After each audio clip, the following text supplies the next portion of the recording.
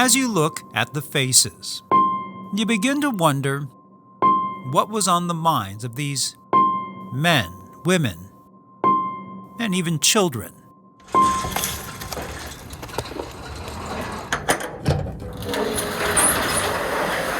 Their story can be found in a tiny storage room in Yuba City, carefully packed away in cardboard boxes.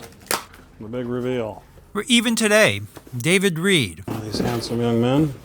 one of the caretakers of the photos, still wonders what the faces are trying to tell him. Yeah, you'd love to sit down and talk with these folks about their experiences. Many or most were American citizens, adding to the tragedy of what happened. But who are they? And where did they come from?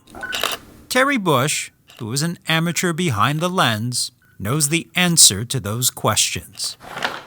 Where inside his Los Altos home, he showed me boxes of old rolls of film that date back 80 years ago. He's really specialized in women and children. He really had a knack. And a card catalog identifying Might be pronounced Goichi Katayama, every single person, Mrs. Kawamoto, Japanese registration. giving names to those black and white faces. I feel like I'm a keeper of long-time ancient history in some ways.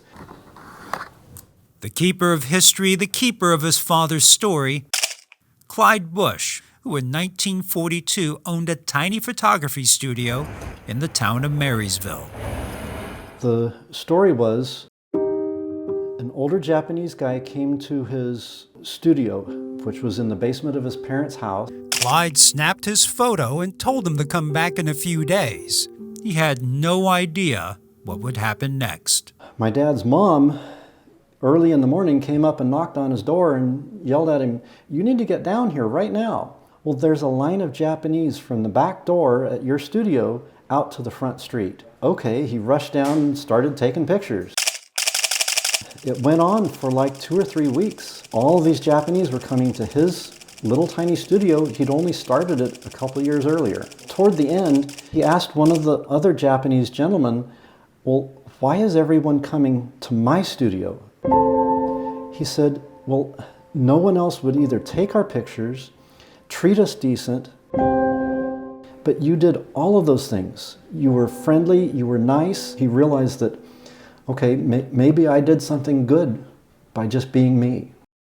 Through the lens of his camera, Clyde Bush offering a simple act of kindness at a time when local Japanese Americans would need every bit of empathy.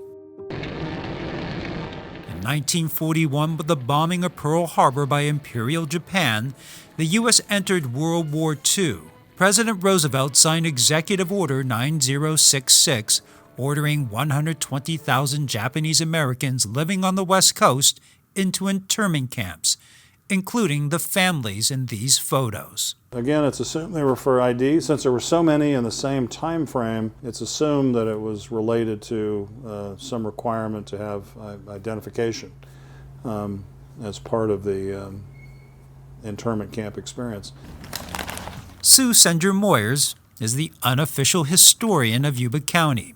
It took a while for us to stretch these out. I mean, you've seen how crinkled those are. And 14 years ago, it was Clyde Bush's wife, Myrtle, who gave her the original rolls of film. And Sue immediately realized she had stumbled onto something important.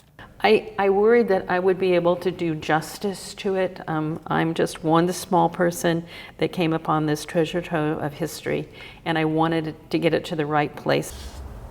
That's when she reached out to David Reed, executive director of Yuba-Sutter Arts in Marysville, where 5 years ago, together, they brought the photos to life. Seeing them all en masse like that was quite an experience. Putting 100 of them on display. We worked for weeks curating the collection, getting the enlargements created, and then hanging them on the wall of our gallery in Marysville, and it's overwhelming. I mean, I still get emotional just thinking about it, and seeing those faces and the uncertainty and everything else that they must have experienced. And the photos literally grew into something much bigger. Just outside of town, Sue and David led the charge to give the people in the photos and their story a permanent home. So many things happened in this area. People driving by say, what happened here? The pictures now flank the Arboga Assembly Center Memorial Park, a former migrant camp. The site where the local Japanese Americans were rounded up and imprisoned before the government shipped them off to internment camps. Their stories. I just think every person here has a story about what they went through, what they lived through, and I try to put myself in that position. What would I have done if that happened to me and my children and my home and my belongings? Discrimination is certainly still with us today on many, many levels. And maybe there's a lesson in that regard to be learned here. Lessons from people who lived in the community. Their stories captured through the kindness of a camera. The faces of the past, now never to be forgotten.